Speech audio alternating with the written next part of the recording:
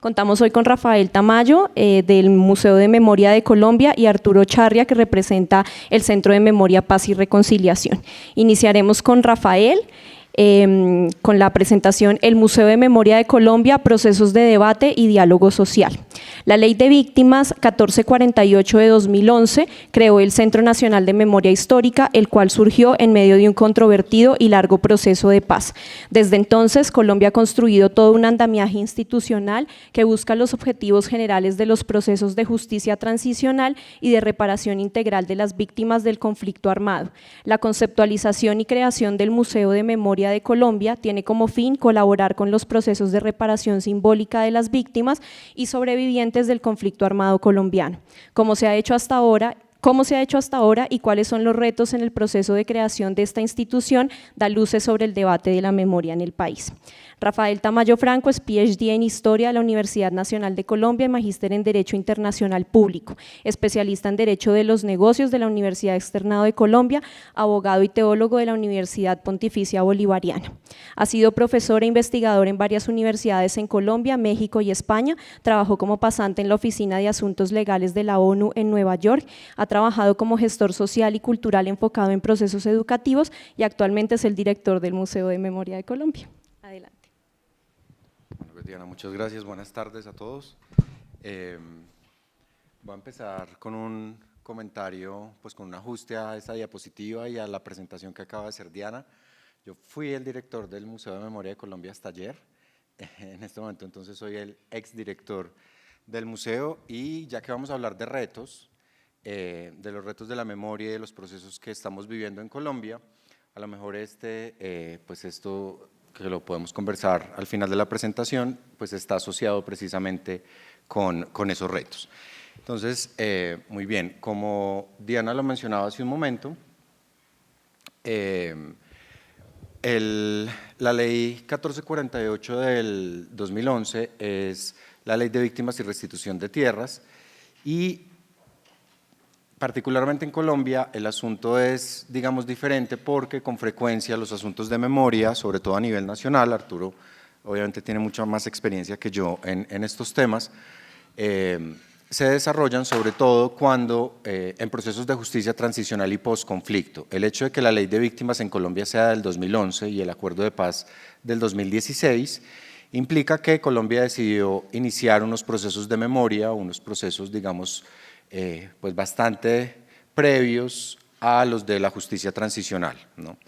Esa ley, de hecho, retomaba un grupo de memoria histórica que existía desde antes, y crea el Centro Nacional de Memoria Histórica. Lo que les quiero decir con esto es que, a diferencia de otros casos, como el argentino, el chileno, el peruano o el mexicano, en el caso colombiano,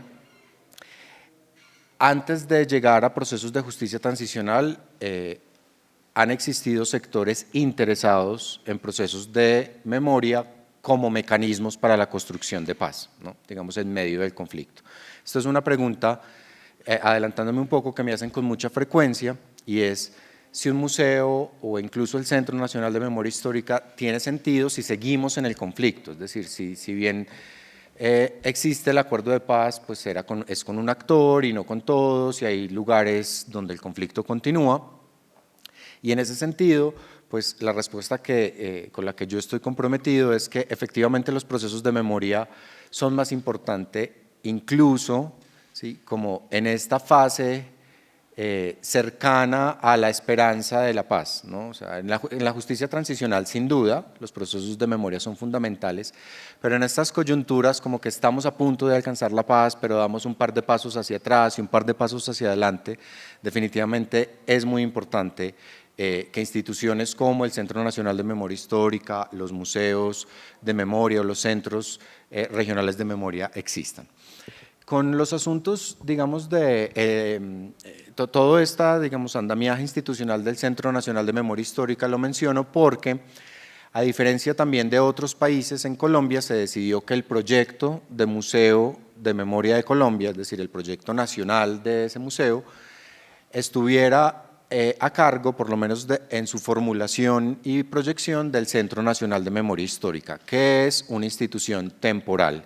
La ley del 2011 establece que el Centro Nacional de Memoria Histórica tiene o tendrá una existencia de 10 años, a menos que existan prórrogas de la ley. Entonces es una institución, digamos, efímera. Sin embargo, el Museo de Memoria de Colombia tiene una vocación permanente, ¿sí? Ese centro efímero en esos 10 años, además de otras funciones, se encargará de diseñar, crear, construir un museo de memoria, y una vez desaparece el Centro Nacional de Memoria Histórica, el Museo de Memoria continúa, ¿sí? Con una misión principal que es la reparación simbólica de las víctimas, ¿sí? La centralidad de las víctimas del museo es fundamental. También me hacen con mucha frecuencia la pregunta si esa es la única misión del museo. Digamos que es su misión principal, pero evidentemente el museo, por ser museo, entra también en las otras definiciones, en las otras acciones de la definición, por ejemplo, del ICOM, de lo que debe hacer un museo, es decir, exhibir, educar, comunicar, ¿sí? Y para poder estar centralizado en las víctimas, pues viene la gran pregunta que en Colombia había que hacerse, y es cómo hacemos procesos de memoria, ¿no? De un conflicto, digamos, abierto, un conflicto no totalmente cerrado, y a nivel nacional, porque todavía si es difícil a nivel local, ¿sí? Buscar, entrevistar a las víctimas, acercarse, generar confianza, encontrar las metodologías, sistematizar información, pues a nivel nacional es todavía un reto más grande, ¿sí? Entonces, evidentemente, lo primero que se trabajó es sobre todo qué tipo de memoria, que vamos a entender por memoria, qué tipo de memoria se va a construir. Ustedes creo que saben, a lo mejor se ha discutido hoy también, pues el término memoria histórica o memoria social o memoria colectiva es un poco como estas otras expresiones de las ciencias sociales, como imaginarios, representaciones, mentalidades, que van como evolucionando y adaptándose un poco con el paso del tiempo, pero que en el fondo, pues, aunque con algunas diferencias, son sinónimos. Entonces, evidentemente, creo yo, esta ya es una posición personal, pues que los procesos de memoria definitivamente son procesos colectivos, son procesos sociales, y en ese sentido, hoy que está todo el debate abierto de los asuntos de memoria institucional, no institucional, incluso la ley que acabamos de mencionar, la ley de víctimas, habla de la prohibición de una memoria estatal, ¿sí? Pues implica que todo esto tenga que ser trabajado definitivamente con las comunidades. En ese sentido, pues una de las preguntas es cómo recopilar, administrar aquello que se deriva de los procesos de memoria. En el Centro Nacional de Memoria Histórica, varias direcciones, incluyendo la Dirección de Museos, pues tiene grupos de profesionales interdisciplinarios. Evidentemente hay todo un proceso de sensibilización de los temas de memoria, teniendo en cuenta que memoria e historia no son iguales, no son lo mismo, y que al mismo tiempo muchas personas que han sufrido el conflicto o que tienen procesos de memoria o digamos asuntos para aportar en los procesos colectivos de memoria, a lo mejor consideran que esas historias no son tan relevantes, que son sus historias personales, en eso tienen razón, y que no necesariamente pues, tienen la importancia como para estar en un museo o como para estar en una publicación. Yo siempre comparo esto un poco, teniendo en cuenta que trabajamos con el Archivo de Derechos Humanos, un poco con la lógica del archivo, ¿sí? Un archivo, claro, tiene una cantidad de colecciones, una cantidad de fondos.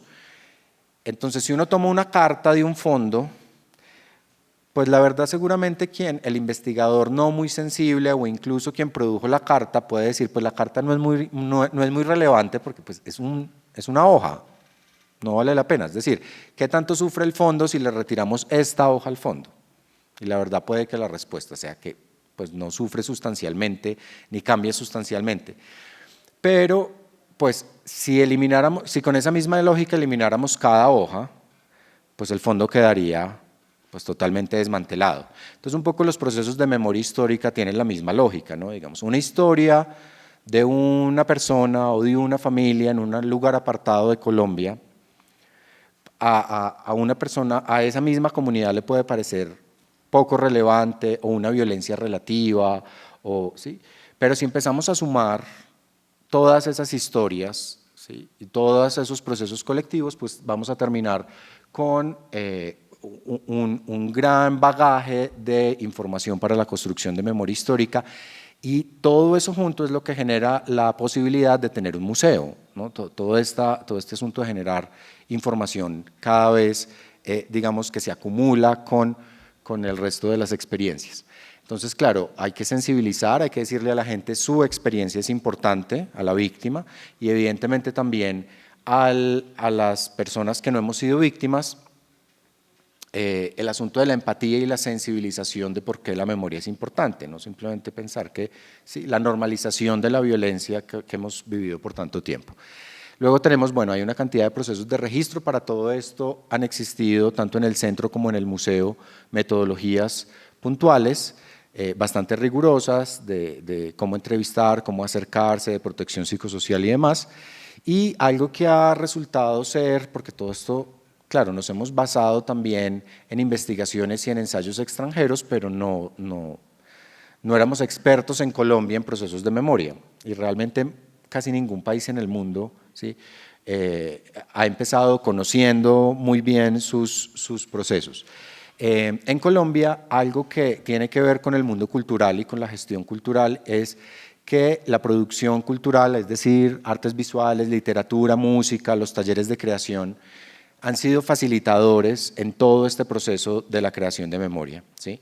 Porque generar la entrevista dura de lo que la víctima vivió es una posibilidad, pero también abre una puerta de revictimización que tiene sus riesgos, ¿no? Pero el asunto de la creación artística o literaria, fotográfica, musical, sí, aquí podría mencionar pues los cantos ancestrales, el alabao en Bojayá, ¿cierto? Que van cambiando las letras y van contando sus experiencias, y por ahí fluyen algunos procesos de memoria. Y la preservación. Bien, aquí hay algunos ejemplos de esos procesos culturales y artísticos, procesos de teatro, procesos de concertación. Esta foto de ese extremo es una pieza de construcción colectiva en la exposición, en la última exposición de Voces para Transformar a Colombia en Cali. Y realmente todo esto tiene detrás una estrategia de participación de víctimas, ¿sí? Porque también el riesgo que corremos un poco con los procesos de memoria en el país es que hagamos memoria desde una posición relativamente cómoda, ¿no? En la que, siendo autocríticos, es en la que estamos en este momento, ¿no? Que es en un ambiente que tiene aire acondicionado, pues sonido, luces y demás. Entonces, claro, pues construimos memoria un poco desde la posición cómoda de pues, ver la historia de las víctimas, sensibilizarnos, yo creo que eso está bien, pero definitivamente los procesos de memoria se tienen que construir con las víctimas, ¿sí? Es con ellos que tenemos que hacer. Es un poco, yo sé que no es un parangón perfecto, pero es como si un curador o un director de museo de arte decidiera que, no sé, pues el coordinador de educación pinta muy bien y a mí me falta un cuadro para una sala, y entonces pues yo le voy a decir que me pinte el cuadro porque es que él también pinta, ¿sí? Y la verdad es que pues, en un museo de arte eso no se puede hacer, pues, y en un museo de memoria pasa exactamente igual. No podemos presentar la memoria desde nuestra perspectiva, sino desde la perspectiva de las víctimas. Entonces, el centro, todo esto es mucho más que el trabajo que hace solo el museo. Hay estrategias como la estrategia Nación-Territorio, hay enfoques diferenciales, enfoques de niños, niñas y adolescentes, étnico, género, de adultos mayores, de personas con discapacidad. Esta es la proyección del museo. El diseño del museo tiene amigos y enemigos, o sea, no a todo el mundo le gusta. Fue un concurso que se realizó en el 2015 de la mano de la Sociedad Colombiana de Arquitectos, y ya tenemos pues diseños definitivos por los ganadores del concurso. Son más de 14.000 metros cuadrados, lo que lo convierte en uno de los museos más grandes de Latinoamérica. El Museo Nacional tiene 12.000 metros cuadrados aproximadamente. Entonces, 14.000 para un museo de memoria es grande, ¿no? El Museo de Memoria y Tolerancia de México tiene aproximadamente unos 5.000 metros cuadrados. Y el Museo del LUM, el Lugar de Memoria y Tolerancia de Lima, Perú, tiene unos 7.000 metros cuadrados. Entonces, miren que en proporción, pues evidentemente es un museo grande. Son 5 salas de 500 metros cuadrados cada una, en donde, en mi experiencia reciente como director del museo, pues llegaban requerimientos muy frecuentes de diferentes grupos preguntando cuál era mi sala, ¿no? Tanto del Ministerio de Defensa como del partido político de las FARC, ¿sí? Y pues ya teníamos una respuesta preparada y era decirle a la gente, pues ninguna es su sala, ¿no? Todas las salas son de las víctimas y pues habrá un proceso curatorial para poder definir qué se exhibe. Serán exposiciones, bueno, espero que sean exposiciones temporales, porque tenemos una cantidad de material por presentar, ¿no? Por investigar también. Finalmente, pues para ir cerrando, el museo debe trabajar, este es un proceso en el que seguimos en deuda, es un proceso que se empezó, está un poco frenado, y es el trabajo en red con los lugares y sitios de memoria. Estas son iniciativas, algunas son regionales, otras son de iniciativas privadas, de colectivos de víctimas, y ellos han reclamado con frecuencia una mayor participación en las decisiones que tengan que ver con el Museo de Memoria de Colombia. Y el hecho de que representen colectivos de víctimas, pues implica que efectivamente tienen razón. Es decir, la creación jurídica del museo, que espera desarrollarse el próximo año, implicará que efectivamente todos estos lugares de memoria puedan ser tenidos en cuenta. Ellos tienen de hecho una propuesta algo más ambiciosa y es una especie de museo en red, ¿no? Como que el Museo de Memoria de Colombia abrace todos estos lugares de memoria y todos los insumos que ellos generan con las víctimas de las diferentes zonas. El trabajo en red no se limita a la experiencia colombiana, definitivamente el trabajo en red es regional e incluso mundial, pero Latinoamérica tiene ya algunos avances, ¿no? Les acabo de mencionar el museo en México, aunque el Museo de México tiene sus críticas, pero bueno, eso si quieren hablamos ahora en un momento. Está el Museo Sitio de Memoria Exesma en Argentina. Tenemos el Museo de Memoria y Derechos Humanos de Chile, que con las manifestaciones sociales en Chile de estos días ha sido un lugar fundamental en la acción social de la población de Santiago. Y bueno, el lugar de memoria y algunos otros lugares de memoria más con los que el museo normalmente trabaja. Ahora el Museo de los Movimientos en Suecia, que es un proyecto muy interesante también, es un trabajo mancomunado. Si bien la memoria es diferente en cada país, yo creo que no, hay unos criterios básicos, pero cada país vivió hechos victimizantes, formas de violencia, tiene categorías de víctimas que no coinciden en un país y en otro, ¿no? Pero eso no hace que no podamos tener unos diálogos pues, muy cercanos entre los museos. Bien, esto era lo que mencionaba de la definición ICOM. Yo creo que todas las personas que trabajamos en museos pues hemos discutido bastante. La definición por lo menos vigente, no la que se está discutiendo, incluía estas acciones. Y definitivamente el Museo de Memoria, me preguntaban, ¿realmente el Museo de Memoria será un museo o será un lugar más de memoria? Pero pues si uno mira estos verbos en infinitivo, se da cuenta que efectivamente el Museo de Memoria de Colombia los cumple todos, ¿no? Es decir, investiga procesos de violencia y del conflicto armado en Colombia, los exhibe, tenemos procesos de educación con todos los grupos poblacionales y de sensibilización, incluso ahora que no tenemos el edificio y que todos estos procesos de diálogo y concertación se han realizado entre el 2014 y el 2018, todas estas acciones se han venido desarrollando. Evidentemente comunicamos y conservamos. Tal vez si quieren lo podemos hablar en un momento después de darle la palabra a Arturo, porque con esto quiero ir cerrando, pero el asunto de la conservación y cuáles son las colecciones que debe tener un museo de memoria también es un asunto sobre la mesa y no es tan fácil de responder, ¿no? Porque la pregunta es ¿qué vamos a conservar? ¿Vamos a conservar más desde el punto de vista digital, los procesos de producción de memoria con los colectivos, o vamos a conservar elementos simbólicos, piezas, balas, camisetas ensangrentadas, no sé, etcétera, etcétera? Hay una cantidad de elementos que se pueden conservar, pero pues es una discusión que también hay que hacer no solamente entre los expertos de museos, sino con las víctimas.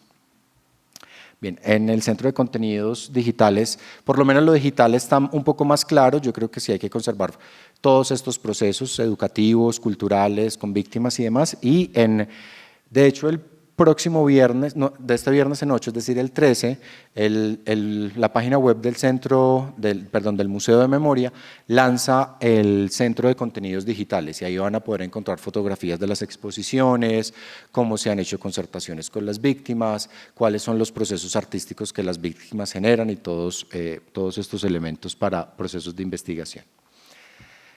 Y ya, esto es una fotografía también de Cali, donde la gente dejaba unas anotaciones. Un poco esta es una anotación de un niño en unos procesos de origami que generamos también en el museo. Bueno, que me gustó, que todos podemos estar en paz, que es la esperanza, ¿no? Un poco de los museos de memoria, que la idea es que la memoria sensibilice, pero al mismo tiempo nos dé esperanza de paz. Muy bien, eso era lo que les quería contar un poco de este proceso.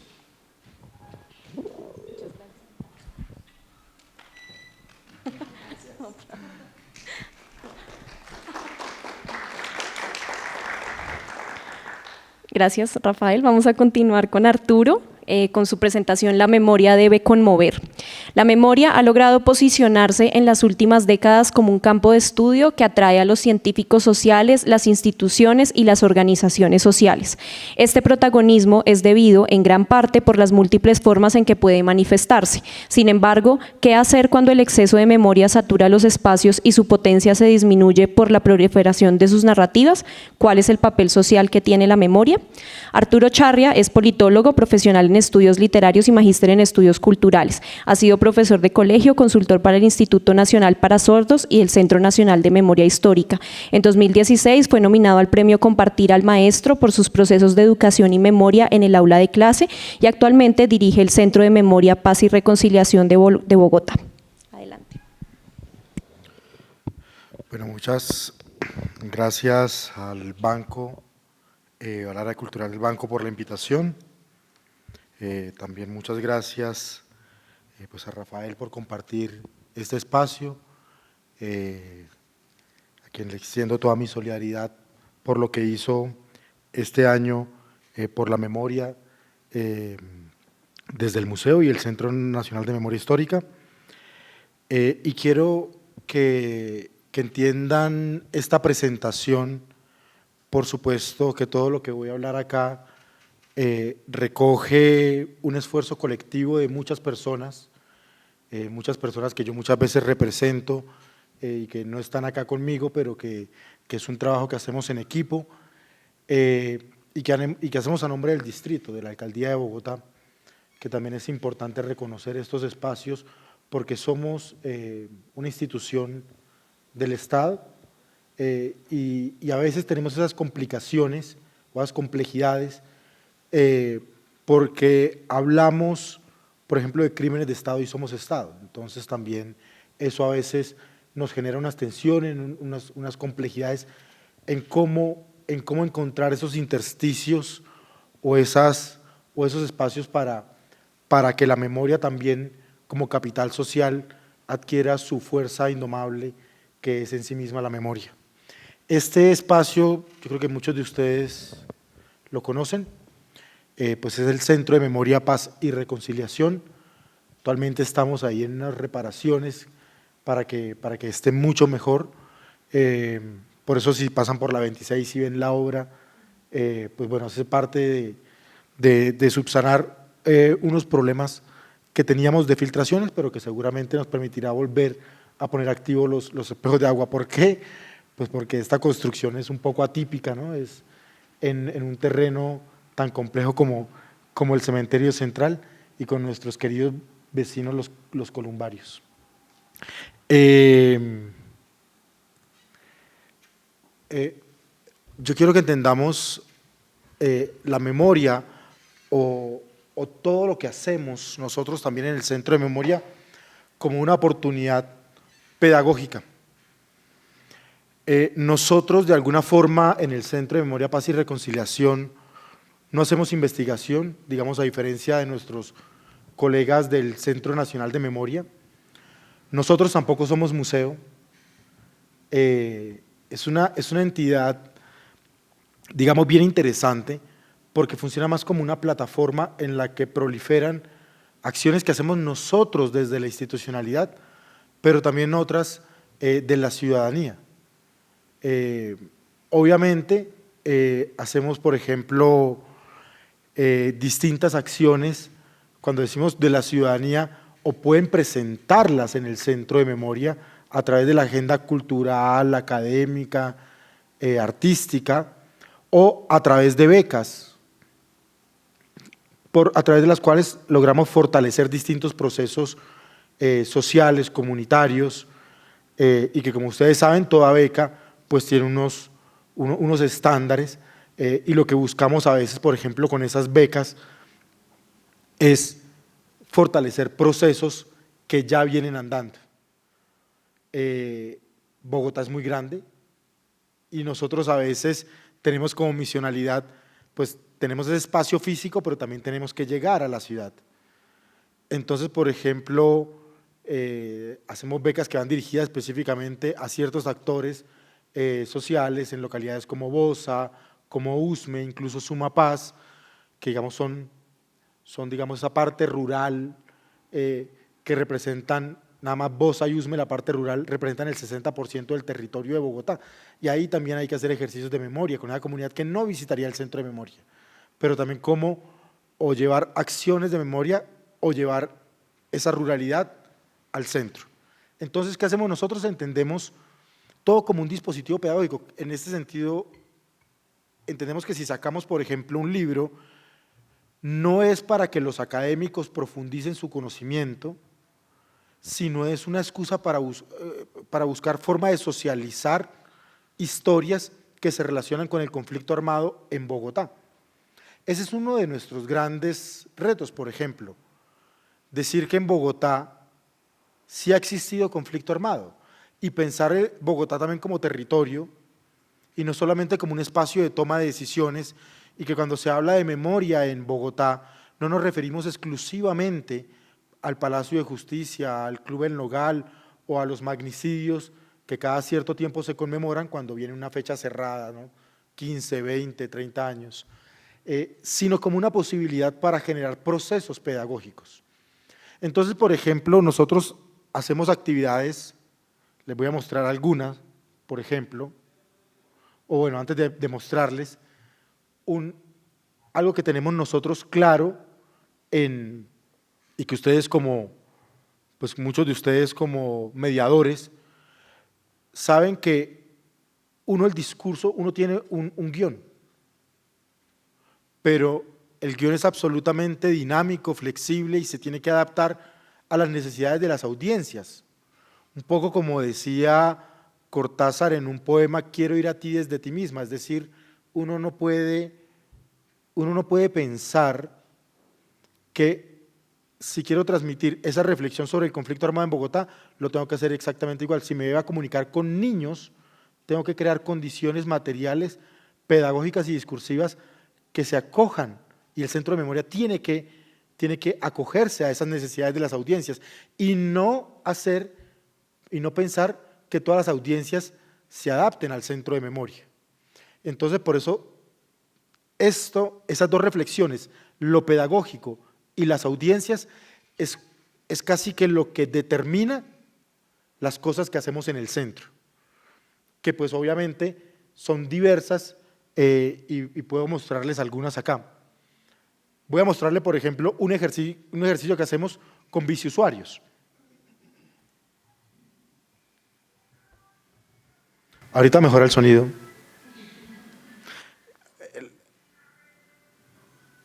Aquí en el mural que se viene realizando hace 12 años y en homenaje a mi compañero.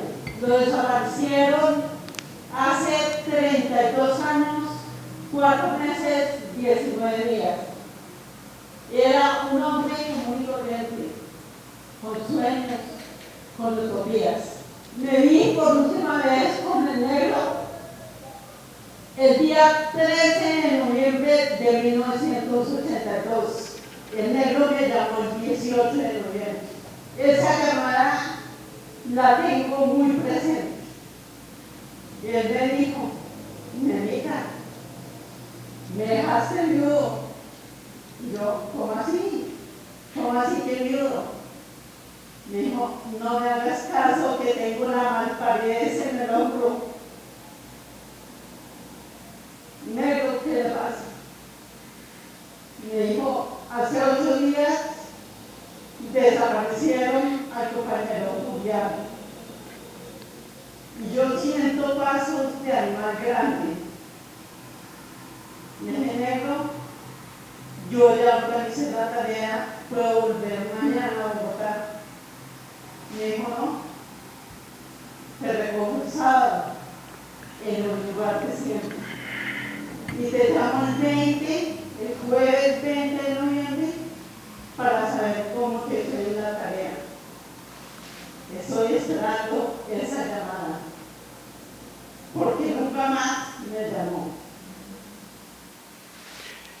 Entonces, por ejemplo, nosotros necesitamos, queríamos hacer esa reflexión sobre los espacios de memoria y queríamos hacerlo con biciusuarios. Claro, lo hacíamos invitamos a la ciudadanía, pero focalizábamos nuestra convocatoria con colectivos de biciusuarios que ustedes saben que están territorializados, ¿no? Están los colegas del colectivo, entonces, en Teusaquillo, Teusaca tu bici, en Bosa, Bósate la bici, en Kennedy, Bike Kennedy, en el Tunal, Biela Tunal, otros un poco más, por ejemplo, de género, ¿no? Niñas sin miedo, paradas en los pedales, es todo un conjunto de esas nuevas audiencias.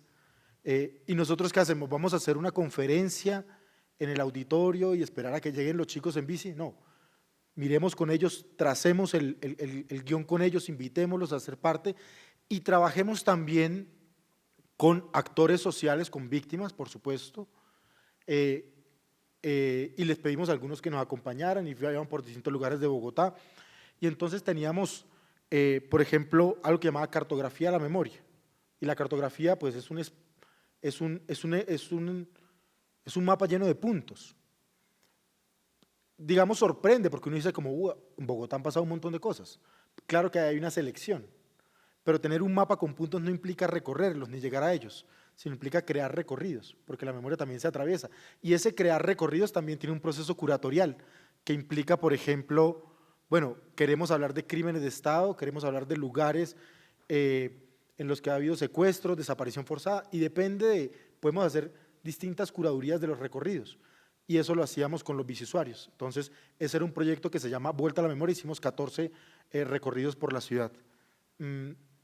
Para mostrarles, por ejemplo, acciones, les contaba lo de las becas, que es bien interesante, porque los lugares de memoria, pues uno puede destinar recursos para apoyar iniciativas, pero tiene que ser de manera democrática. Y cuando digo de manera democrática, no es como nosotros como centro de memoria consideramos que le vamos a dar estos recursos al Móvice o a ASFADES, porque son entidades que tienen un proceso, no, a las organizaciones de víctimas o, por ejemplo, a colegios.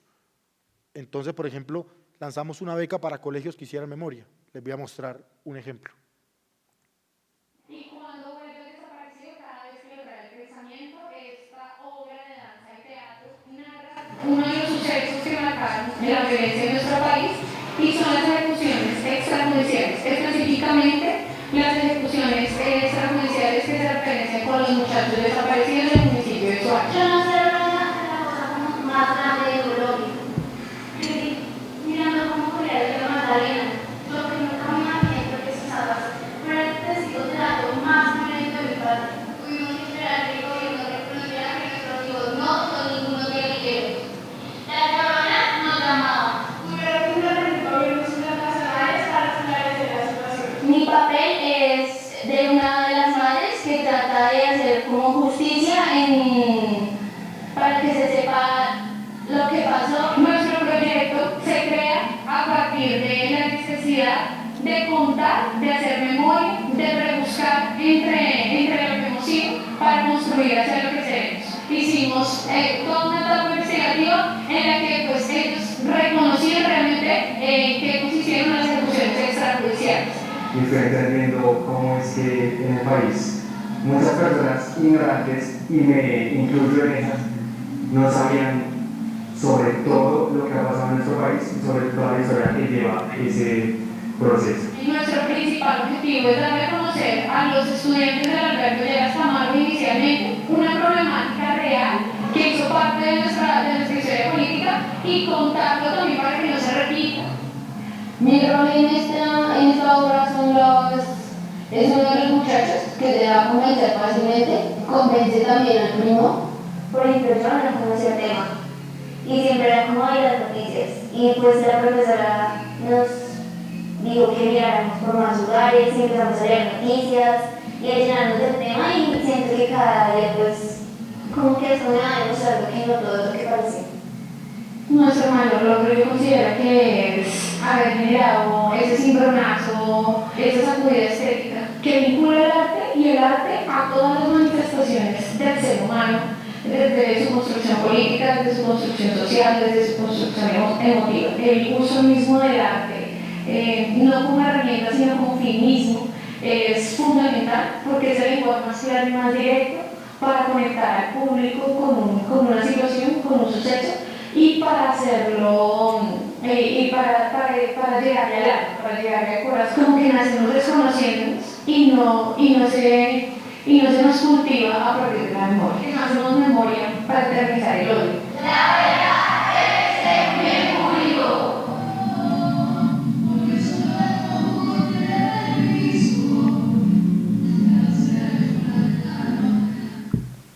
Entonces, por ejemplo, ahí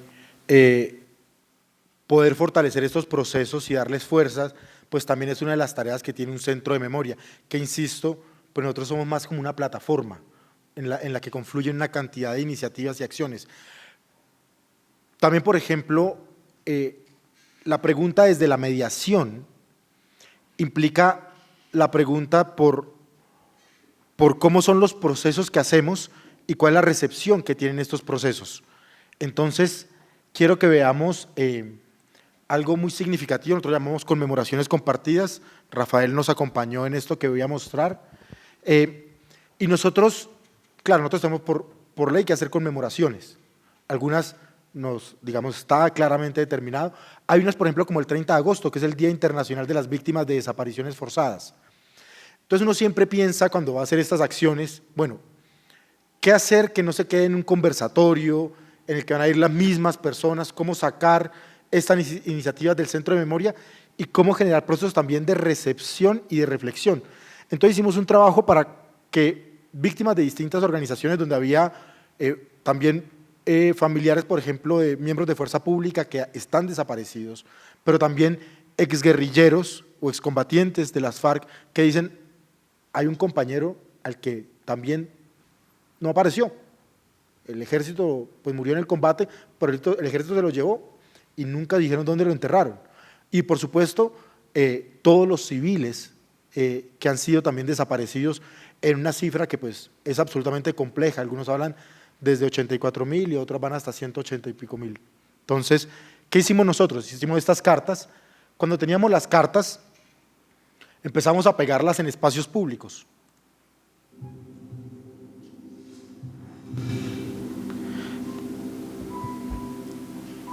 No las dejamos escritas, sino que buscamos llevarlas a distintos lugares, universidades, al Congreso.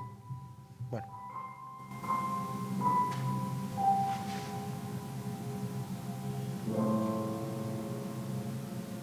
Chiculares, por favor, dile que me he buscado cada día, cada hora, cada minuto de mi vida. Si no lo has visto, te pido que me ayudes a buscarla. Entonces llevamos las cartas de una vez escritas a los espacios públicos. Ustedes tal vez vieron unos letreros gigantes por la ciudad que decían ¿dónde están los desaparecidos? Hacía parte de este proyecto. Luego volvimos a esos lugares e hicimos socializaciones. Creo que una de las cosas que ha pasado por el tema de la justicia es que siempre se dice que los desaparecidos situaciones que rindan nuestros familiares y nosotros y no sabemos la verdad y no sabemos qué va a poner.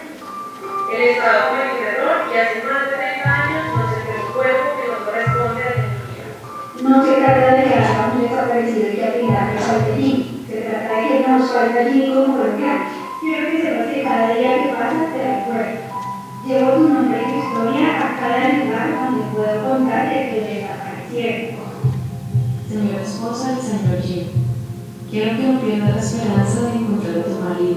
Espero sigas sus sueños y no desistas. En nombre del país, te pido perdón por la falta de interés en tu caso y quiero que sepas que te tengo un afecto, ya que tú eres de nuestro país. Desde el Liceo Mayor de Soacha, todo el cariño y el orgullo.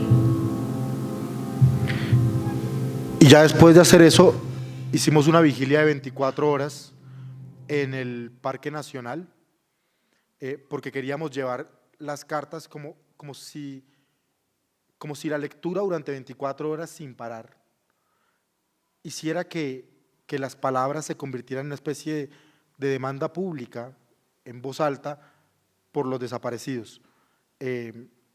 Y cuando uno, digamos, por ejemplo, lee a los autores místicos, a los poetas místicos, uno sabe que las palabras dichas una y otra vez se convierten en oración. Entonces, por eso el proyecto también se llamaba En ausencias presentes, para llenar esa ausencia con palabras. Y esta fue, digamos, la socialización durante 24 horas.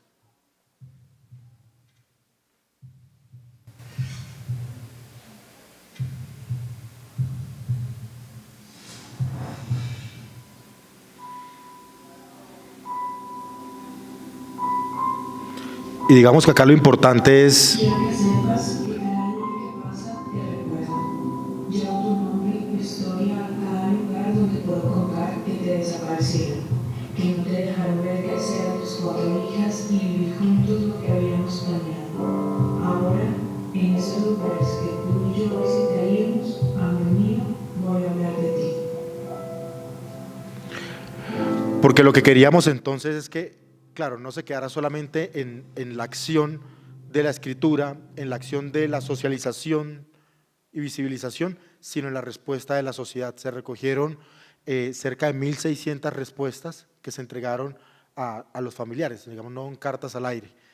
Y digamos que con todas estas acciones que hacemos dentro del centro, con la exposición permanente que tenemos, con distintas cosas que pasan, lo que buscamos es tratar de responder esta pregunta. ¿Sí hubo conflicto en Bogotá? Las cartas que se escribieron fueron de personas desaparecidas en Bogotá. Las acciones que hacemos con los estudiantes de colegios pues son que están reflexionando en Bogotá. Bogotá como territorio es un ejercicio fundamental.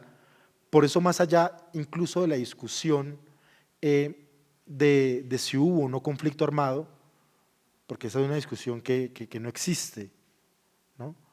Lo que hay que reflexionar es comprender cómo afectó a distintos territorios y que Bogotá es una ciudad profundamente afectada. Y cuando quieran, este es un libro que escribimos, del que estamos muy contentos de haberlo sacado, porque es una reflexión también desde la escritura. 4 historias diversas del conflicto armado. La historia de un campesino de Sumapaz, cuyo hijo fue asesinado por una bala del ejército y su hija reclutada por las FARC. La historia de Mario y Elsa, los investigadores del CINEP, defensores de derechos humanos, que fueron asesinados el 19 de mayo de 1997 en Chapinero, la primera acción paramilitar concreta creada, las AUC, cometida en Bogotá. La historia también está acá de Nidia Erika Bautista, una militante del M-19, porque queríamos reflexionar cómo a veces naturalizamos que si alguien estaba cometiendo un delito, hacía parte de una organización armada, todo lo malo que le pudiera pasar estaba legitimado. Y por último, la historia de un empresario secuestrado por las FARC. Entonces teníamos, para demostrar que el conflicto armado afectó a empresarios, a campesinos, a militantes, a defensores de derechos humanos, que los crímenes los cometió el Estado, los cometió la guerrilla, los cometieron los paramilitares, que esas violencias hubo masacres, porque lo de Mario, Elsa y Carlos, porque está el papá visitando el papá de Elsa Alvarado, es una masacre, que hubo reclutamiento, que hubo asesinato, que hubo desaparición forzada. Todas esas formas que hubo secuestro ocurrieron en Bogotá. Y a través de 4 historias en extensión, pues tratamos de contar esa historia. Se llama Paisajes Inadvertidos porque lo que ha ocurrido con la guerra en Bogotá es que se ha vuelto parte del paisaje los grandes hechos, pero hay una cantidad de paisajes que no vemos. La portada de ese libro es una reproducción, es un dibujo de múltiples fotografías que se pusieron desde la parte de arriba del barrio Corinto, que es un barrio fundado por el M-19 en 1982, y ese lugar se llama La Piedra, bueno, la contraportada hay una piedra gigante que la llaman la Piedra del Olvido, y es un barrio que ha sufrido muchas violencias, estigmas y una cantidad de situaciones. Y entonces, ¿cómo podemos ver la historia? Si queremos ver a Bogotá, no verla, por ejemplo, ni desde Monserrate ni desde La Calera, que son las miradas que tenemos casi que hegemónicas de la ciudad, sino verla desde otros lugares. Y yo creo que eso es fundamental en la memoria y en lo que nos hemos propuesto como centro de memoria, dislocar la mirada para poder empezar a ver de otra forma distinta. ¿Qué hicimos con este libro? Listo, lo imprimimos, pero nuestro objetivo no era repartir los libros, sino buscarle lectores. Y hemos hecho 65 socializaciones a 1.700 personas, y esas socializaciones lo que buscan es generar una provocación para que la audiencia después se vaya y lo lea. ¿Y cómo hacemos eso? A través de la pedagogía, a través de la mediación. Y eso es lo que hacemos, digamos, en el Centro de Memoria. Muchas gracias.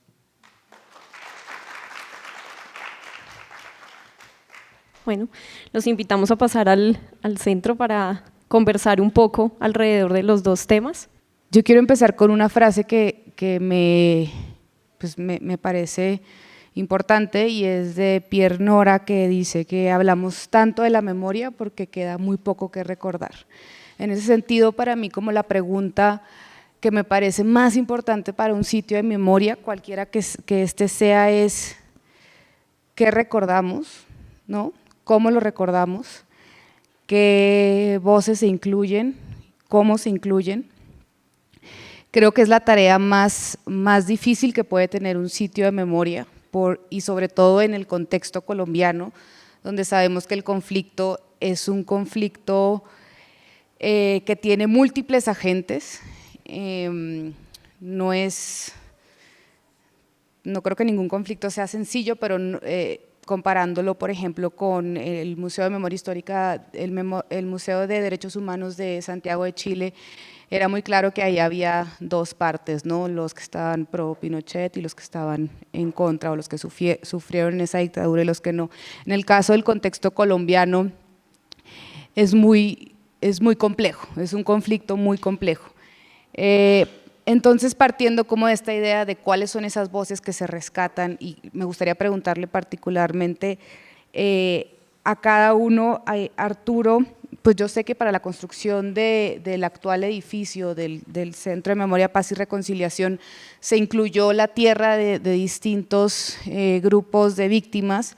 Me gustaría que nos contaras un poco más de eso, cómo han sido los procesos, que ya vimos que hay un montón de grupos involucrados, cómo ha sido el proceso del trabajo social con los distintos grupos.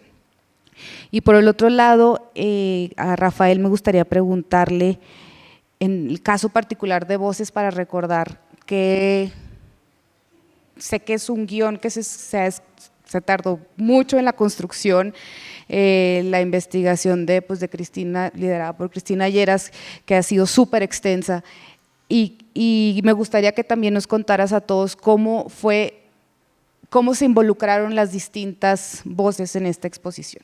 Entonces les paso el micrófono. Bueno, ustedes seguramente cuando pasan por la 26 y ven el memorial, pues la tierra, o el color o la estructura, la forma, la textura, es como café, parece como inacabada, ¿no? Tiene que ver un poco con esa reflexión sobre el papel de la tierra, como ustedes, bueno, ese preludio tan maravilloso que tuvimos de exposición, y tiene que ver con la reflexión sobre la pérdida de los hogares. Entonces ahí hablamos de esa tierra. ¿Por qué? Porque representa o imita la tapia pisada del adobe, las construcciones campesinas, hablando de la pérdida de estos hogares. Eso es lo que, digamos, plantea el arquitecto. Y dentro de esa estructura, como ese hogar, como ese recinto para la memoria, que se convierte en ese memorial, que es en sí mismo un monumento, si nosotros fuéramos museos, esa sería nuestra primera pieza. Pero dentro de esa estructura hay unos tubos pequeños de vidrio, como tubos de ensayo, que tienen en su interior aportes de tierra. Esos aportes de tierra se trajeron efectivamente de distintos territorios. Se trajo del Caquetá, del Catatumbo, que a propósito Catatumbo, yo que soy de esa región, soy de Cúcuta, siempre me pareció una de las palabras más bellas, no solamente por su sonido, sino por lo que significa, la casa del trueno, porque es el lugar donde más caen truenos en el mundo, en toda esa región que llega hasta el lago de Maracaibo. Entonces, esos aportes de tierra, luego fueron, mientras iba levantándose las paredes, los aportes de tierra eran tomados por la ciudadanía, por víctimas, organizaciones sociales, se ponían en los tubos de vidrio y se incrustaban dentro de esas paredes que representaban esa tierra perdida. Pero ya no es la tierra, sino es el territorio. Entonces, digamos, en ese monolito está esa combinación de tierra y territorio, como esas pérdidas, cada una más irrecuperable que otra, de las cerca de 7 millones de víctimas de desplazamiento forzado. Y por supuesto tiene que ver con algo que está en la base y en la esencia misma de la memoria, y es que la memoria es y debe ser participativa, porque cuando está en la ley de víctimas de la que habló Rafael al comienzo de su presentación, en el artículo 143 cuando dice el deber de memoria del Estado no es como que el Estado, como algunas personas creen, deba hacer la memoria, sino que debe facilitar o crear las condiciones posibles para que esa memoria se haga. Obviamente,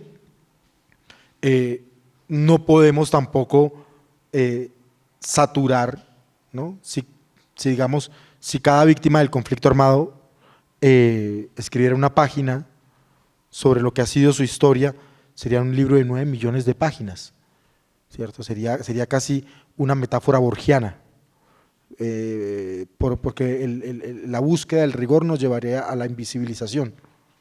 Entonces, por supuesto, debe haber criterios de selección, de representatividad, de reflexión profunda, y ahí es donde el arte tiene un papel fundamental por su capacidad de potencializar y de sistematizar y de condensar y de generar como esa experiencia sensible de recoger a través de una obra múltiples historias, como lo que vimos al comienzo, digamos, de todo este ejercicio el día de hoy. Bueno, muy bien. Con respecto a la exposición Voces para transformar a Colombia, bueno, para quienes la conocen, sobre todo para quienes no, esa es la primera, digamos, la primera gran exposición del museo. Antes de esa exposición, el equipo del museo había realizado algunas otras exposiciones digamos, en un trabajo conjunto con otros museos o instituciones culturales, pero Voces, digamos que es la exposición que buscaba poner a prueba tanto el guión como generar pues, todo el material posible de estudio de públicos previo a la construcción del edificio y a la exposición de inauguración, ¿no? De alguna manera, a diferencia del caso que nos cuenta Arturo, pues de la naturaleza, digamos, jurídica y administrativa del Centro de Memoria, Paz y Reconciliación, el proyecto del museo por ahora tiene la gran ventaja de tener todo este proceso investigativo, ¿no?, de diferentes grupos del Centro Nacional de Memoria Histórica, porque ahí pues hay grupos que tienen iniciativas de memoria, los enfoques diferenciales, enfoques territoriales, y entonces digamos que eso le daba al museo, le da todavía un bagaje importante de material para empezar a decir, bueno, pues vamos a seleccionar, ¿sí?, de estos elementos y a profundizar con otros mecanismos que pasan por pues, procesos artísticos para realizar la exposición. Realmente los criterios principales, a grandes rasgos, son la representación geográfica, ¿no? En Voces para Transformar a Colombia se buscaba tratar de tener piezas o digamos situaciones que representaran las diferentes regiones del país, no centralizar la atención en una sola región. Y también pues buscábamos sobre todo el enfoque de género y el enfoque étnico era muy importante, es importante para la exposición. Entonces demostrar cómo, digamos, la violencia contra las mujeres, tenemos una pieza precisamente con la Organización Femenina Popular, la OFP, cómo la violencia contra la mujer ha sido un elemento fundamental en todas estas dinámicas de violencia.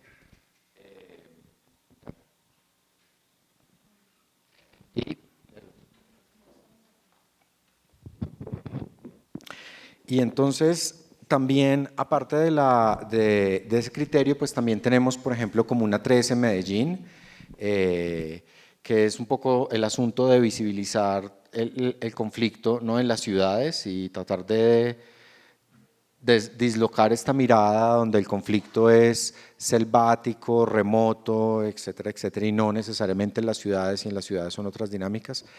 Y también otro criterio, aparte de estos, bueno, obviamente grupos indígenas, una serie de las llamadas minorías y demás se visibilizan y fueron un criterio en la exposición. Y algo particularmente importante, evidentemente, también tiene que ver con los hechos victimizantes y los actores. Esto ha generado, sí, ahora que mencionaban el asunto del gran debate político que se genera en los museos, y qué tan político puede ser, y entonces las cartas como las del señor que mostraban ahorita, que siempre llegan y se quejan y demás, pues en el caso de un museo de memoria, digamos, a uno le preocupa que eso no suceda, o sea, lo que normalmente debe suceder es precisamente que la gente se queje y diga que no está de acuerdo y que esa es una visión diferente y demás. Entonces también tenemos evidentemente hechos de pues acciones violentas por parte del paramilitarismo, de las guerrillas, crímenes de agentes del Estado,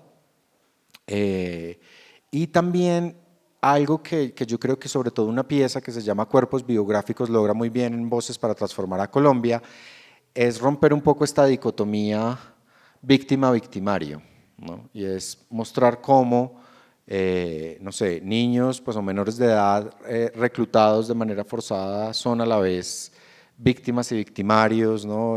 Quien escapó para entrar en filas de grupos al margen de la ley lo hizo por unas circunstancias, entonces también esa etiqueta víctima-victimario se empieza a desdibujar. Entonces, bueno, digamos a grandes rasgos esos son algunos de los criterios que la exposición presenta. También es una plataforma, ¿no? El museo siempre ha buscado ser una plataforma y visibilizar diferentes grupos, diferentes acciones, pero tiene unos mínimos, ¿no? Como unos mínimos de diálogo. La mediación de un museo de memoria es muy difícil. Siempre hay gente, pues, digamos, visitantes, a los cuales pues, todos los museos nos debemos también a nuestros visitantes. Entonces, evidentemente, para un museo de memoria estamos un poco centralizados en las víctimas, pero al mismo tiempo tenemos unos visitantes que pueden ser víctimas o no víctimas, pero a quienes también tenemos que atender. Entonces esa mediación es densa porque pasa por imaginarios políticos, ¿cierto? Por formas de leer el conflicto. Entonces hay unos mínimos de interacción en el museo que pasan por asuntos como pues, no negar algo que tiene, por ejemplo, decisiones judiciales, ¿sí? Si algo tiene una decisión judicial, el visitante pues no puede decir, no, yo no estoy de acuerdo en que eso pasó. Le decimos, no, estamos en un Estado de Derecho, pues esto pasó porque hay una decisión judicial que lo prueba, ¿no? Esa discusión de si pasó o no pasó tal vez será en otros momentos. Pero claro, todo esto era digamos, un piloto. La exposición ha funcionado o ha tratado de funcionar como un piloto, así no todo el mundo lo entienda de esa manera, de cara a pues un guión a prueba y un estudio de públicos que den las herramientas para una exposición ampliada en el momento de la inauguración del museo.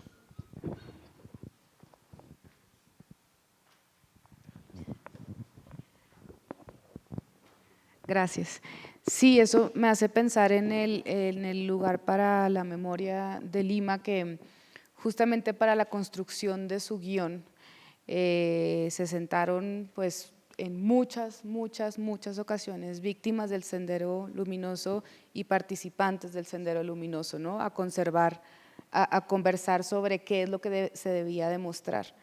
Y bueno, también continuando con la conversación sobre pues, la diferencia entre lo que es un memorial, un sitio de memoria, un museo, me gustaría preguntarles cuáles son como esos elementos mínimos que debe de incluir estos sitios de memoria en el contexto colombiano. Por ejemplo, si debería o no ser un archivo, si debería o no incluir los testimonios de las víctimas, si debería o no incluir objetos de las víctimas. Entonces, eso.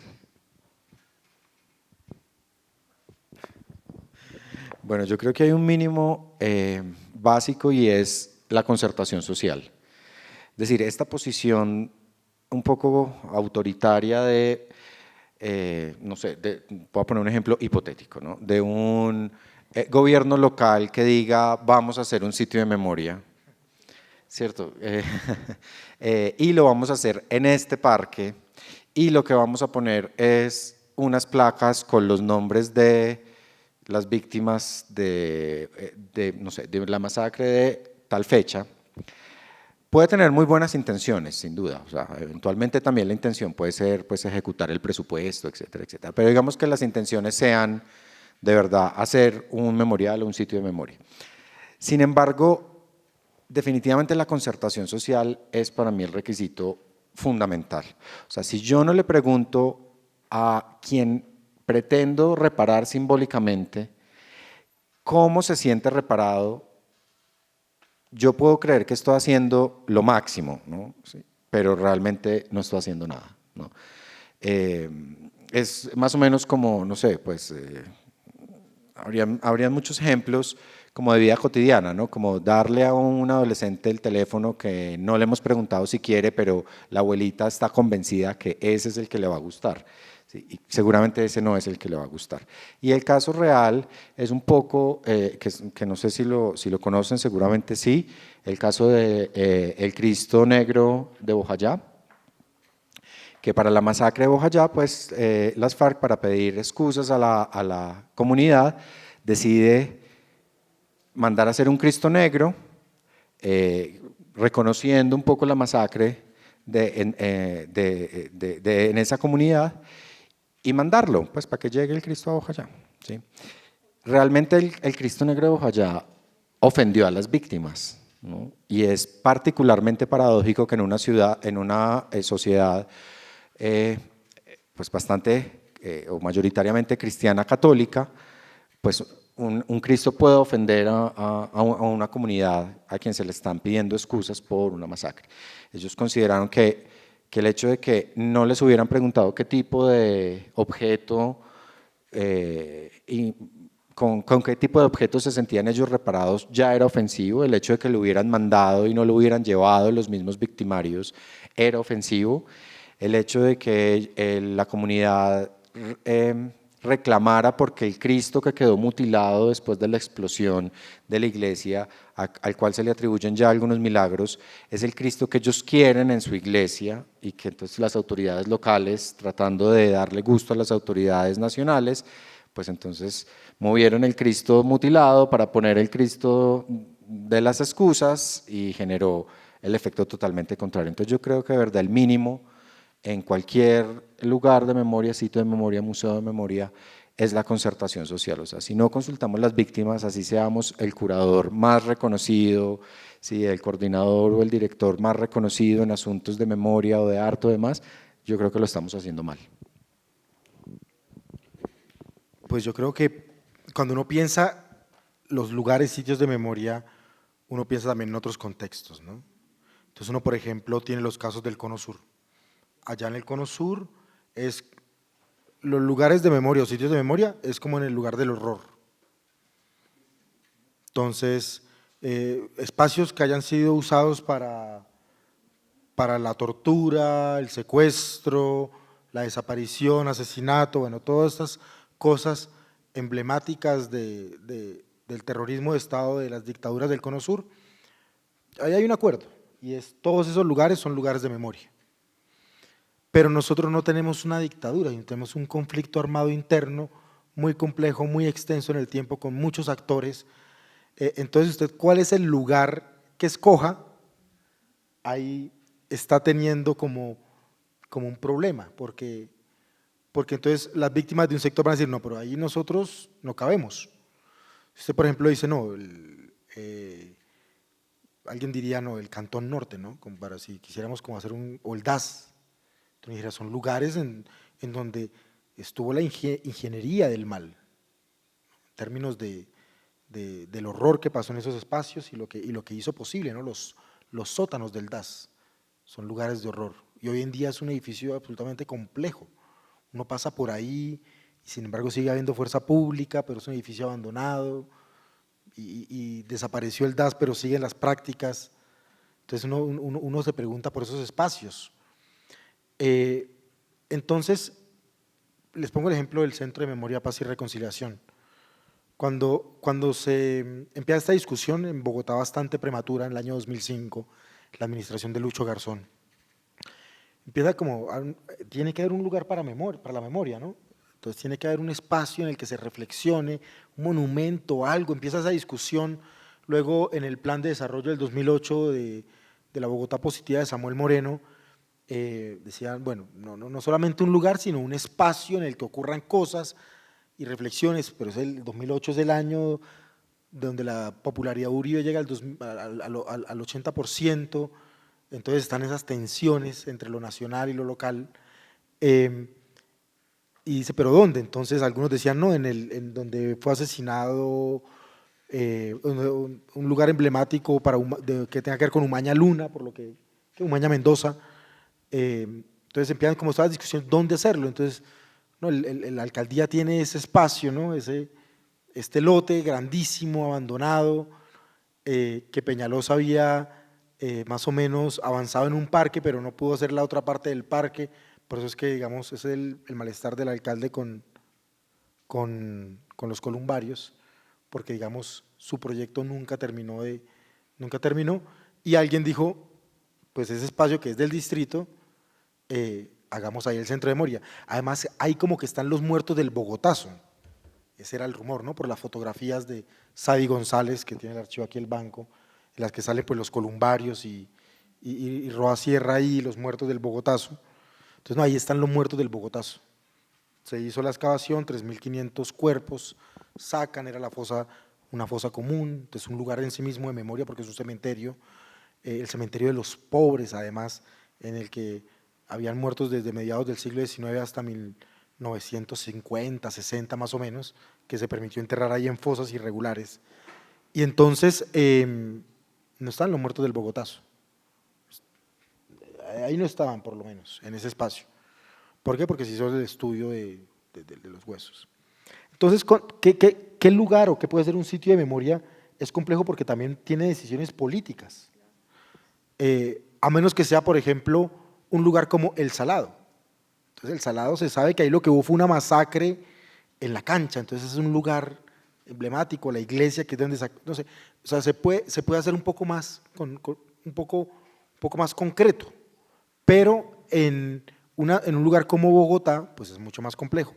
Y cierro quizá con lo que significa, o lo que ha significado el 9 de abril, que porque a veces los lugares de memoria o los centros de memoria, pues hay ciertos momentos en que nos tenemos que activar y doblar las fuerzas, además de todas las cosas que hay que seguir haciendo en lo recurrente.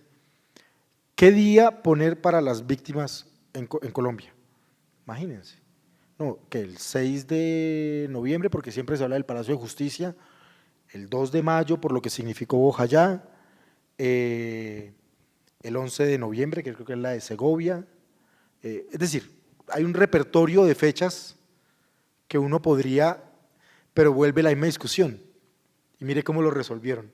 El 9 de abril, eso no genera problemas políticos. Y es que la memoria está atravesada sobre todo porque uno en Argentina, el Día de Memoria es el 24 de marzo. ¿Por qué? Porque el 24 de marzo de 1976 comienza la dictadura.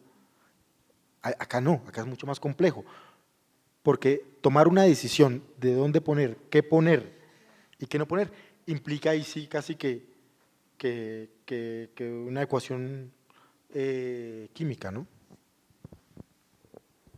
Sí, completamente de acuerdo y sobre todo lo que nos decía Rafael en su charla, y es, creo que lo más complejo del futuro Museo de Memoria Histórica sería que seguimos viviendo en un contexto en donde aún sigue el conflicto, a diferencia de los casos que mencionamos en Latinoamérica, que se podría decir que hay un fin de una dictadura o existe alguna fecha marcada, que hay un proceso de paz o un proceso de memoria mucho más extenso, como en el caso de Chile o en el caso de Argentina. Y bueno, y me gustaría pues hacer una última pregunta, sobre todo a Rafael, y luego te podemos pasar el micrófono. Y la pregunta pues es básicamente cuál sería el futuro del Museo de Memoria en el contexto que estamos viviendo en este momento.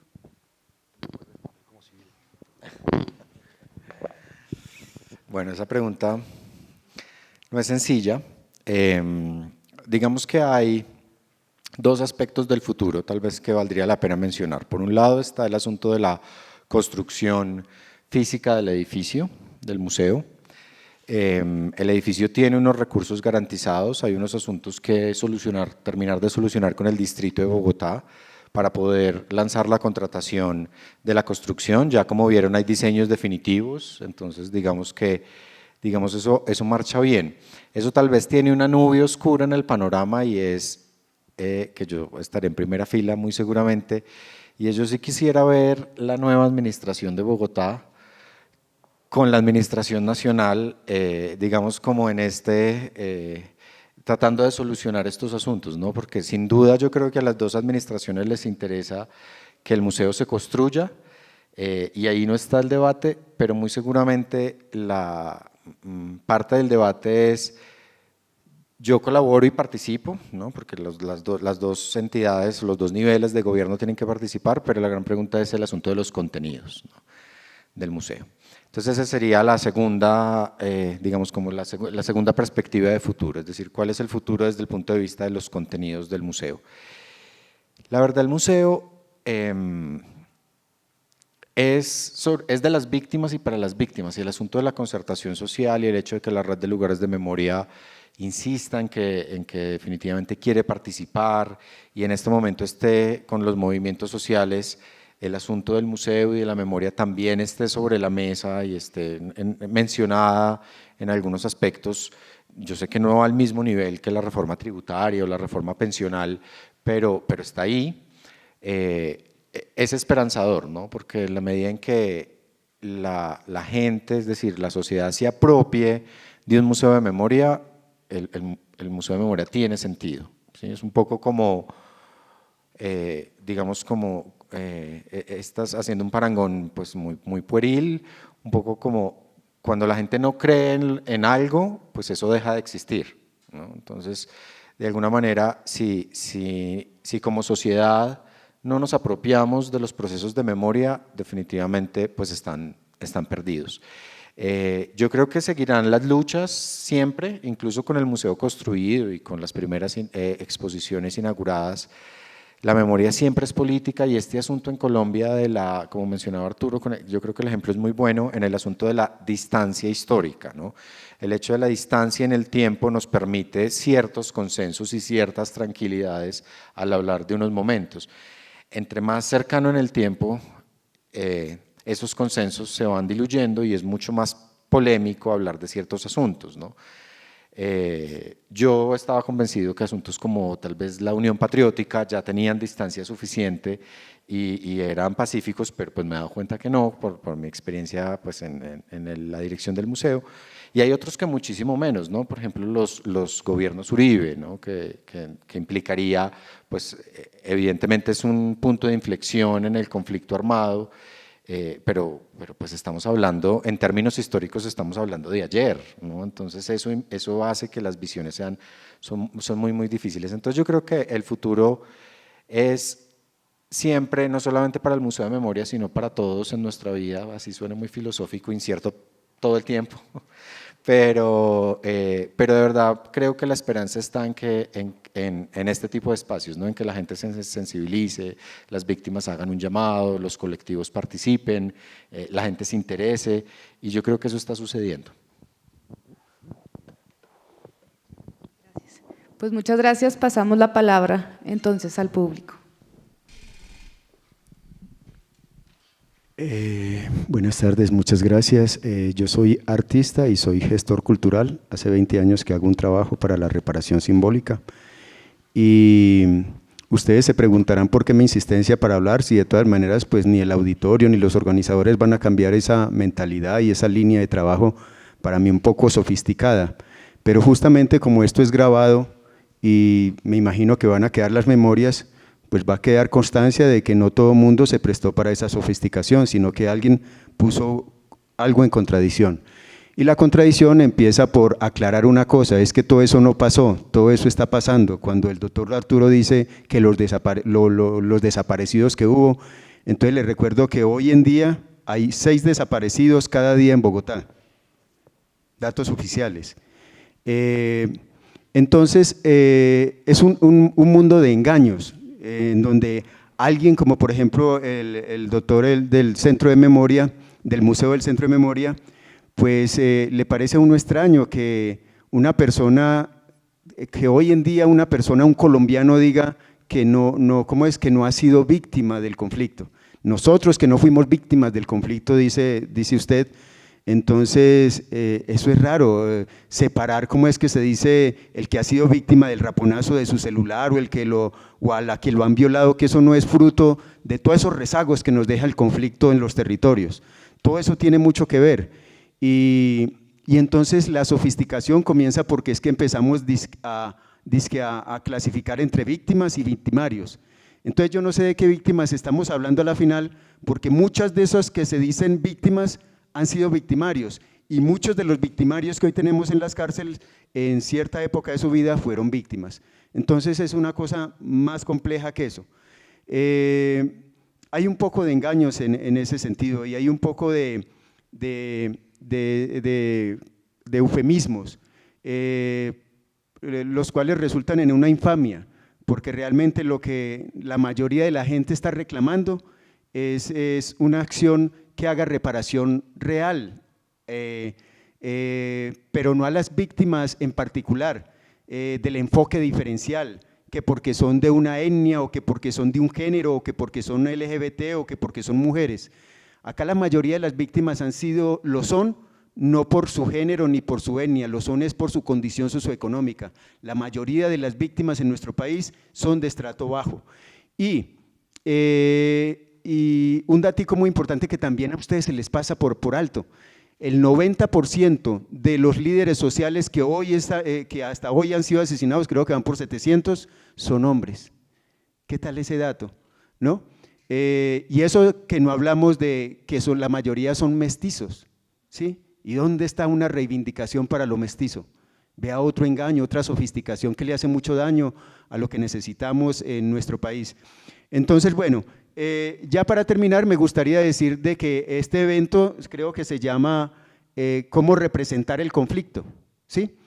Entonces, me hacen acordar de lo que es el arte simbólico. Bueno, en primer lugar, una de las conclusiones en mis análisis es que esa reparación material y reparación de justicia eso ni en 150 años se va a lograr, ni en 200, creo que ni en 300. De hecho, hace poquito en una conferencia sobre la reparación de tierra hicieron unos cálculos, unos expertos, yo no porque soy un artista, no tengo por qué andar haciendo esos cálculos. Soy artista pues a lo tradicional, un artista contemporáneo seguramente se inmiscuye en hacer esos cálculos. Esos cálculos de esos expertos decían que si, yéndole bien en el programa de reparación de tierras se gastarían exactamente 168 años para hacer la reparación si no siguieran habiendo despojos de tierras, ¿sí? Entonces, porque es que ahorita están tratando de nuevamente, porque la comisión para la reparación de tierras tiene vigencia, creo que es hasta el año entrante, ¿no? Entonces necesitan darle nueva vigencia. Entonces, eso es un datico para tener en cuenta. Esa reparación nunca se va a dar, ni con la JEM, ni con la Comisión de la Verdad, bueno, con todos esos organismos que se han creado. De la única manera en que esa reparación, ese equilibrio entre el daño y lo que se necesita reparar se va a dar es a través del arte simbólico. Eso también lo han dicho los expertos. O sea que está en manos de los artistas y los gestores culturales, ¿cómo es que se dice? Lograr esa reparación, si entendiéramos en qué consiste reparación simbólica. Pero es que como dice el aviso del encuentro de hoy, ¿cómo representar el conflicto? Entonces, para darles un ejemplo gráfico, al señor Arturo, yo no lo puedo representar simbólicamente, es decir, sus lentes no me sirven en este momento para representarlos. ¿Por qué? Porque él está aquí presente, porque la función de un símbolo es representar aquello que está ausente, que ya no está o que está muy lejos. Entonces, si tenemos el conflicto vivo, todavía presente, entonces, ¿de qué representación estamos hablando? El conflicto lo tenemos y lo que está haciendo hoy el arte y la gestión cultural es algo muy morboso, que es trayendo víctimas que están tratando de superar un duelo, que es algo supremamente del fuero íntimo de la persona, que no debería de ser motivo para formar un show, como si fuera el gran arte, traer un poco de víctimas a hacerlos, ¿cómo es? Póngase a llorar a ver si nos hace llorar. Entonces es algo muy, muy morboso que están haciendo ustedes, pues se los digo con todo respeto. Y lo que necesitamos es justamente que los artistas se comprometan con esa reparación simbólica. Lo que hizo Doris Salcedo con ese monumento que hizo, ahí se ve lo absurdo. Contratan una artista sin ninguna convocatoria, eso fue amiguismo puro. Contratan a un artista porque es muy reconocida internacionalmente para que haga un monumento y resulta que ese artista es antimonumento. Entonces el resultado que tenemos es algo que cualquier persona del común nunca entendería. Usted lleva a una persona del campo, una persona que ha sido víctima, a que le digan, vea, esto es arte, esto es, porque eso es como es una mirada contracultural, una mirada contemporánea a lo que es esa reparación simbólica. Entonces, esa campesina, esa persona sencilla, obviamente lo primero que va a necesitar es un mediador para que le digan, no, esto sí es arte. ¿Sí me entienden? Entonces, lo que yo siempre he reclamado es que esa reparación simbólica necesita una mirada un poquito más tradicional, un poquito más clásica, un poquito de lo que entendemos la mayoría de las personas, los mayores, los adultos. En la localidad donde queda el centro de memoria que dirige el doctor Charria, la mayoría son adultos mayores, pero él nunca ha hecho nada por esa localidad. Es como si esa localidad quedara en otra parte, y eso se lo he reclamado yo personalmente a cada rato al doctor Charria. Entonces, es tener esa mayoría de gente que tiene un poco de visión distinta de lo que esos que se dicen expertos en artes consideran que es reparación simbólica, de lo que es arte. Entonces estamos en mora de darle a esa mayoría de gente una reparación simbólica de verdad, con valores estéticos que reflejen los valores éticos que necesitamos inculcarle a esa sociedad. Y muchas gracias por dejarme participar. Muchas gracias. Podemos pasar el micrófono y reunir 3 preguntas para hacer comentarios al final y pasarle la palabra a alguien más. Hola. Yo estoy interesada en saber, porque yo no soy bogotana, yo soy costeña, y estoy interesada en saber qué procesos se adelantan en ambas instituciones, tanto en el Centro de Memoria Nacional, que luego será el museo, y en el Centro de Memoria, Paz y Reconciliación, para todos estos trabajos que hacen y todo este tema de la memoria, que es supremamente importante, se visibiliza en todo el país. Porque yo, como dije anteriormente, no soy bogotana y tenía muy poco conocimiento, y es la razón por la que estoy participando en este seminario, porque tenía muy poco conocimiento de esos procesos. Me gustaría como saber eso, escuché lo de la red, pero quisiera saber como de procesos más específicos o si también en otras ciudades, más allá de los lugares de conflicto, sino también dentro de esas ciudades, cómo se está manejando la socialización de todos estos temas de memoria. Buenas tardes. Yo tengo una pregunta para el director del Centro de Memoria, Paz y Reconciliación, y es que como usted ha sido docente y usted ha trabajado el tema de la memoria en los colegios, yo quisiera preguntarle cómo se puede empezar a abarcar la memoria en un colegio, digamos, en donde estoy trabajando, pero yo no hago parte ni de ese lugar culturalmente, por decirlo así, ni estoy como en esa historia. Entonces, ¿cómo uno empieza a trabajar memoria con gente, digamos, como decirlo, en un contexto ajeno, digamos, a la memoria de uno, de quien nació bogotano? Y tengo otra pregunta, y es si el centro solamente trabaja memoria bogotana en relación al conflicto, o si también se pueden, o ha hecho como cosas en memoria bogotana, por ejemplo, se me ocurre, como la formación de barrios populares, que de pronto en un comienzo no estuvieron tan ligadas al conflicto, pero hacen parte como de la memoria de la comunidad bogotana. Esas dos preguntas. Bueno, voy a responder. Digamos, bueno, pues Elkin, los comentarios de siempre, entonces, muchas gracias. La pregunta que nos hace sobre cómo divulgamos las cosas,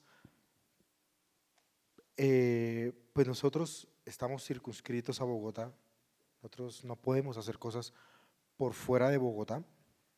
Entonces, ese es nuestro espacio de acción, y no hacemos ninguna representación ni participación en otros territorios. A veces nos invitan y presentamos o contribuimos con algunas cosas que hemos hecho en otros momentos con el Centro Nacional de Memoria, y ahí, digamos, podemos tener un alcance más grande. Por supuesto, tenemos todas las plataformas que pues nos permiten socializar las acciones en distintas partes donde se pueda acceder a internet, pero estamos centrados en Bogotá. Entonces, digamos, eso por un lado.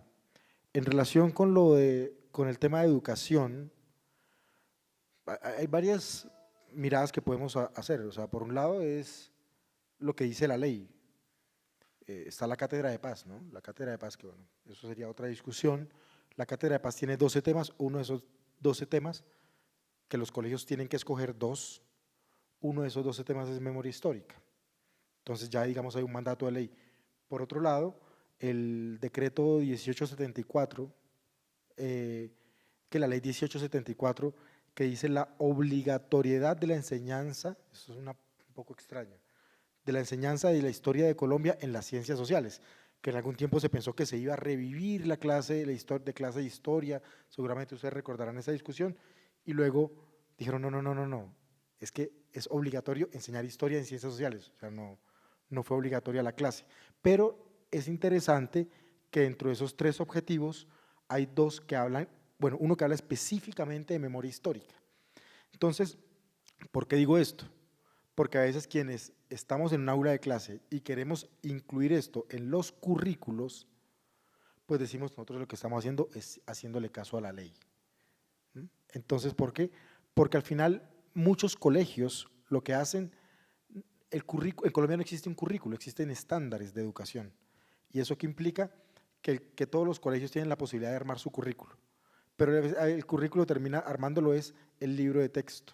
Entonces, Santillana, Libros y Libros, Voluntad, ellos diseñan el texto y un profesor por ley, si usted pide el texto, tiene que usarlo. Entonces, el currículo es el que diga el libro de texto. Es un poco perverso porque al final quien está diseñando el currículo nacional son las editoriales privadas, que tienen intereses, ¿cierto? Santillana, ya vimos, una vez salió un escándalo que cómo salía el periodo de Uribe descrito ahí en los libros de texto, porque al final es privado. En mi experiencia personal, lo que yo hice fue tratar de acercar la memoria a sus experiencias. Yo estoy de acuerdo con lo que plantea Elkin, o sea, uno no es ajeno a la guerra. Es imposible que en alguna dimensión la guerra no nos haya tocado. Entonces, es preguntarle a los estudiantes qué ha sido o cómo le ha afectado a usted esa guerra. Y a partir de eso hago un ejercicio de memoria. Previo usted puede estar trabajando los conceptos, pero es importante involucrarlos a ellos para que se sientan sujetos, portadores de esa memoria, y la memoria no como algo ajeno. Entonces, y a partir de eso uno puede involucrar. Hay muchos profesores haciendo cosas muy interesantes. El Centro Nacional de Memoria Histórica tiene un grupo de pedagogía, tiene una red de docentes, y a veces es interesante esas redes porque hay experiencias muy positivas, muy significativas de profesores y profesoras haciendo cosas muy valiosas en el aula, que están fuera de los textos y son absolutamente autónomas. Muchas de las iniciativas y de las becas que nosotros lanzamos son para profesores, para fortalecer estos procesos, porque, y ahí viene un tema, y lo amarro con la otra pregunta. Nosotros sí hemos hecho trabajo de los barrios populares, hemos hecho, por ejemplo, hemos hecho diálogos y conversatorios sobre el paro cívico del 77, que es profundamente popular y que está, digamos, muy fuerte, por ejemplo, en lugares como Fontibón, como Kennedy. Hemos hecho trabajo sobre lo que ha sido el barrio Policarpa o el Nuevo Chile, que son lugares de un profundo activismo popular que han permitido la emergencia, pero también la represión, ¿no? En el libro que les mostré tenemos un capítulo sobre el barrio Corinto, entonces ahí también, que era la fotografía de las que les mencionaba, y Corinto pues nos muestra esas tensiones. Claro, incluso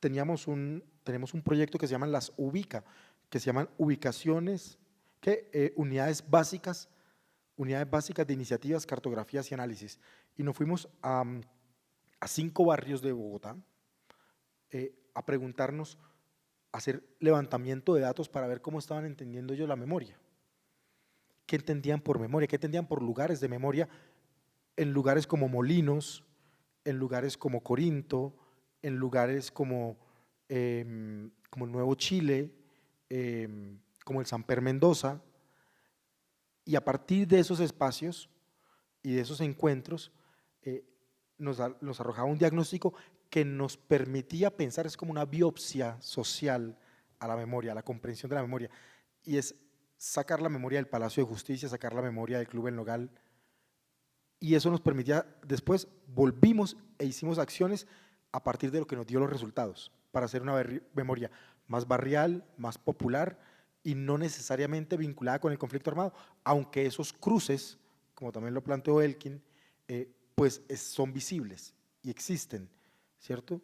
Entonces, ¿cómo eso también nos habla del conflicto o de esos otros conflictos sociales que alimentan el conflicto armado? Bueno, muy bien. Entonces, sobre el asunto de la red de lugares de memoria, ellos tienen también una publicación donde puedes visitar un poco los sitios memoriales y lugares de memoria que hay, tanto en Costa Pacífica como Atlántica, y en la página web del Centro Nacional de Memoria Histórica están disponibles también los informes del Centro Nacional. Hay muchos informes focalizados, ¿sí? Si bien hay unos informes con otras categorías, hay unos informes con categorías geográficas que pues en este momento recuerdo hay alguno de Bolívar y el Magdalena, entonces pues muy seguramente ahí vas a encontrar como información que puede ser muy, muy pertinente.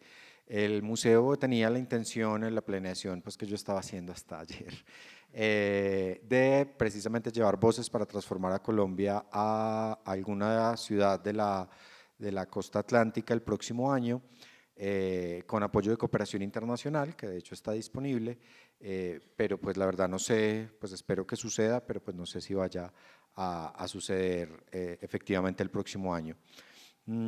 Y sobre los comentarios de Elkin, ¿es su nombre? Sí. En general yo creo que, hay un punto con el que estoy particularmente de acuerdo y uno con el que estoy particularmente en desacuerdo. Con el que estoy particularmente de acuerdo es este asunto de las categorías étnicas de género, ¿no? y demás, son una mirada un poco, como diría un amigo, que aprecio mucho una mirada un poco colonial, ¿no? De mirarlo, sí, mirar al otro desde una posición pues privilegiada y etiquetarlo, ¿no? Y yo creo que eso se ha venido poco a poco deconstruyendo y está bien que eso suceda y está bien que la gente, digamos, haga el llamado y diga, yo no recibo esa etiqueta tan rápido, pues si no me la ponga, o sea, yo recibo la etiqueta que yo mismo me acepto y me reconozca y me quiera poner. Y esto se vincula con tal vez el comentario con el que tendría una distancia y es el asunto bueno, que también es un asunto de definición, ¿qué entendemos por víctima, ¿no? Cuando yo digo, yo no me considero víctima, recuerdo por ejemplo en un encuentro en Cali, que había un grupo de personas que habían sido secuestradas, algunas por más tiempo que otras, y ellos decían a nosotros no nos gusta la denominación de víctima, no queremos ser llamados víctimas ni en un museo ni en ninguna parte, queremos ser llamados sobrevivientes, ¿sí?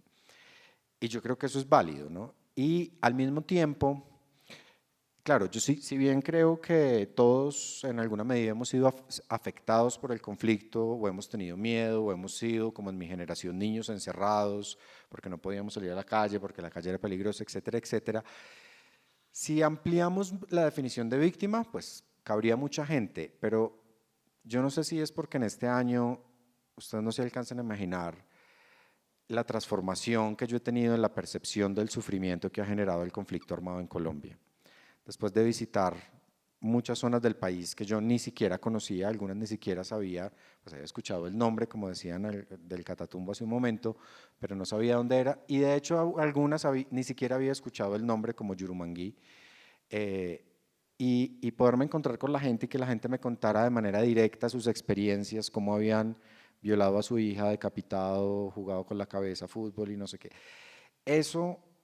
Esas atrocidades, la degradación del conflicto, hace que yo realmente por respeto me salga un poco del lugar común de decir somos víctimas, porque es que yo sí creo que habría que hacer una diferenciación en los niveles de violencia y en la afectación. Afectados, yo sí creo que todos estamos, ¿sí?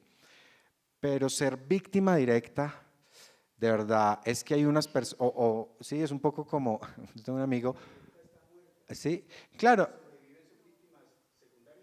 no, pues yo pensaría que alguien que ha sufrido, por ejemplo, violencia sexual, que es una violencia profunda y que marca para toda la vida y que definitivamente toca la identidad de la persona por todo el tiempo, pues esa persona está viva, yo la consideraría víctima, esa persona se puede autocalificar sobreviviente, pero claro, ¿no? Están los familiares de las víctimas, que pueden ser los familiares de las personas que están muertas, pero yo la verdad es que sí, o sea, ni me han robado el celular, ni me han robado el carro, ni me han atracado, ¿sí? Entonces, claro, más allá de haber sido un niño encerrado y tenido que leer más de la cuenta que otras generaciones, ¿cierto? Un amigo imaginario. Sí, no, casi que por respeto a toda esa atrocidad que he visto este año y que he sentido muy cercana, prefiero ponerme la etiqueta de no soy víctima, ¿no?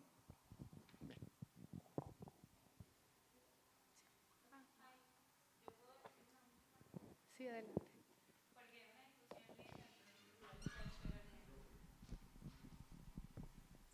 Va a ser súper corto, pero yo creo que las etiquetas sí pueden ser, que el tema de las etiquetas es muy ambiguo, porque cuando a ti te pasa algo específicamente por una etiqueta que otra persona te está dando, en el tema de la representación es importante mencionarlo.